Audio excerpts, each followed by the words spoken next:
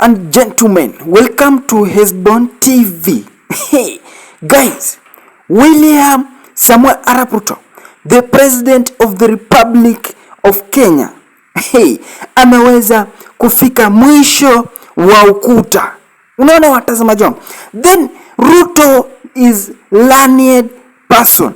Na Ruto ni msomi sana. Tena William Samuel Arap Ruto ni msomi. Haya mambo ambayo William Samuel Arap Ruto anaweza kufanya, Gen Z wanasema kwamba haya mambo ambayo William Samuel Arap Ruto anajaribu kufanya ni yale mambo ambayo hawakuwa wameelewana na Gen Z. Na William Samuel Arap Ruto anafanya mambo ambayo hawakuwa wameelewana. Unaona watazamaji, hili jambo limeuma sana wakazi kutoka pale kaunti ya Kakamega. Ruto amefika mwisho wa ukuta. Wacha nipeleke ujumbe. Ruto alikuwa amebaki na marisasi mangapi? Mawili. Wacha nifilisishe Wakenya wabaki bure kabisa. Hawana chochote. Sasa nikija na ushuru wao, nikisema sasa ni yangu kwa maana mimi ndio serikali, watakuwa wananifuata kama vile unaona inzi ikifuata mafi. Lakini Ruto vile amesunguka na hiyo mambo yake ya nyota, ameshaambia Wakenya hata uje na mwezi, hata uje na jua, hiyo yote imeenda na maji. Kwa sababu kila mahali penye alikuwa anaenda anaambiwa ni one term.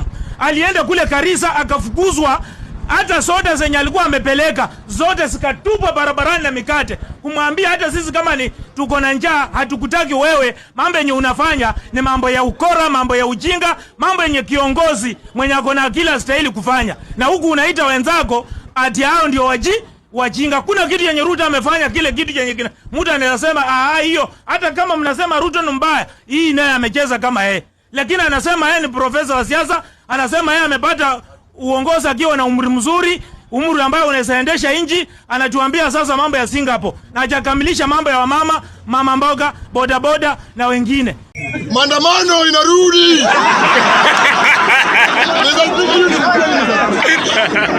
Nimefika, mafuta si imepanda. Sijakataa mafuta imepanda.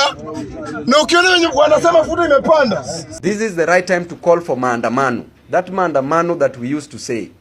And you journalists, you agreed with me that maandamano is good. Why did you agree? Because we said kufukuza wakoloni ilikuwa nini? Journalist, ilikuwa nini? Ilikuwa nini? Maandamano. Kuleta multi-party system ilikuwa nini? Maandamano. Kuleta Gen Z kudeal na the draconian finance bill in 2025 ilikuwa nini? Mbadi kupata kazi ilikuwa nini? Si ni ukweli? So Kenyans, be ready from wherever you are. Ukiwa uko Western, kuwa tayari. Ukiwa Rift Valley, kuwa tayari. Hii fuel price si ya watu wa one term peke yake. Hii fuel price sasa saizi hata watu wa two term. Niambie kama uko na mahali penye unanunua fuel at a cheaper price. The party that I represent is Linda Mwananchi, and it is talking now. I don't know which other party you are talking about. My brother, we are in Linda Mwananchi. There are those who are in Linda Tumbo, Linda Matumbo. Sisi tunalinda pump na tunalinda Mwananchi, pump ya fuel na tunalinda Mwananchi. The solution, the regime should go.